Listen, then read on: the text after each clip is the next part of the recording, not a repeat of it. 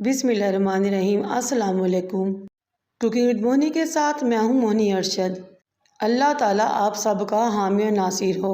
बची हुई ब्रेड और आलू तो हर घर में मौजूद होते हैं।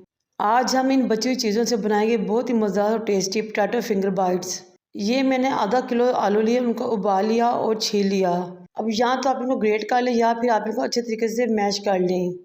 आलू को ग्रेट या मैश करने से पहले हमेशा ठंडा कर लें। कोशिश करें कि आलू अच्छे तरीके से मैश हो, इनमें कोई लम्स या गुठली ना हो। मैं इन आलू में कुछ ऐसी चीज़ें शामिल करूँ जो आपके किचन में हर टाइम पे मौजूद होती हैं। 3 अंडे लिए, नमक डाला और हार्ड बॉयल कर लिया। रफली मैंने इनको चॉप कर लिया। फिर मैंने 2 टीस्पून नमक, 1 teaspoon red chilli powder, 1 teaspoon chilli flakes, 1 teaspoon धनिया पाउडर, 1 टीस्पून ज़ीरा और इन बाइट्स को बहुत ही चटपटा बनाने के लिए 1 टीस्पून चाट मसाला शामिल किया। एक स्मॉल साइज का प्याज लिया, चॉप के शामिल कर लिया। 4 अदद बड़ी कटी हुई हरी मिर्ची शामिल की और शामिल किया ढेर सारा हरा धनिया। मेरे पास 4 ब्रेड के स्लाइस मौजूद थे जिनको मैंने ग्राइंडर या मिक्सी जार में डालकर ब्रेड क्रम्स बना लिए। फ्रेश ब्रेड भी इस्तेमाल कर सकते हैं, 3 या 4 दिन पुरानी ब्रेड भी इस्तेमाल कर सकते हैं या फिर बची ब्रेड भी इस्तेमाल कर सकते हैं। अब इन तमाम चीज़ों को अच्छे तरीके से आलू के साथ मिक्स किया। अगर आपके पास ब्रेड नहीं है तो आप कॉर्नफ्लावर या फिर चावलों का आटा भी इस्तेमाल कर सकते हैं। इस स्टेज पे अगर आपको महसूस हो कि आपका बैटर बहुत ड्राई और रूखा है तो आप इसमें 1 टीस्पून कुकिंग ऑयल शामिल करें और बहुत ज़्यादा टेस्टी और सॉफ्ट बैटर रेडी कर लें। दोनों हाथों को ऑयल से ग्रीस करें, थोड़ा सा पॉइस्चर इस मिक्सचर का लें और मज़ेदार से पोटैटो फिंगर बाइट्स रेडी कर लें।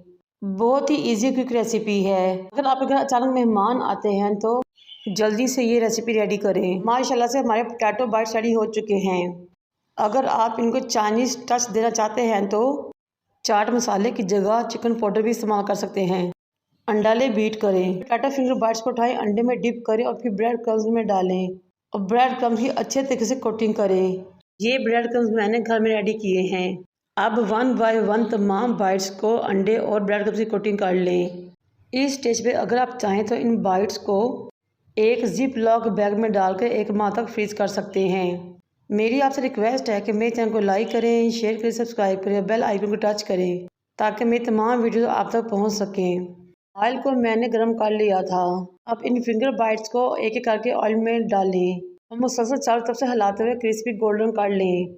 लेकिन आपने नीचे फ्लेम हाई रखनी है क्योंकि अगर आपने फ्लेम आहिस्ता की तो ये खुल जाएंगे, टूट जाएंगे, ऑयल में बिखर जाएंगे क्योंकि ऑलरेडी तमाम इंग्रेडिएंट्स पके हुए हैं और इनको ज़्यादा पकाने की ज़रूरत नहीं। माशाल्लाह से हमारे crispy potato finger bytes ready हो चुके हैं। अब हम इनको निकालेंगे। है ना मज़ेदार, टेस्टी और कितनी गुड लुकिंग रेसिपी। बच्चों को लंच बॉक्स में दें, मेहमानों को सर्व करें और ख़ुद भी इंजॉय करें और अपने टी टाइम को बेस्ट बनाएं। ये रमज़ान के भी बेस्ट रेसिपी है। हर तरह से ही ज़बरदस्त मज़ेदार रेसिपी है। मुझे और मेरे वालिदैन को दुआ में याद रखें। अल्लाह हाफिज़।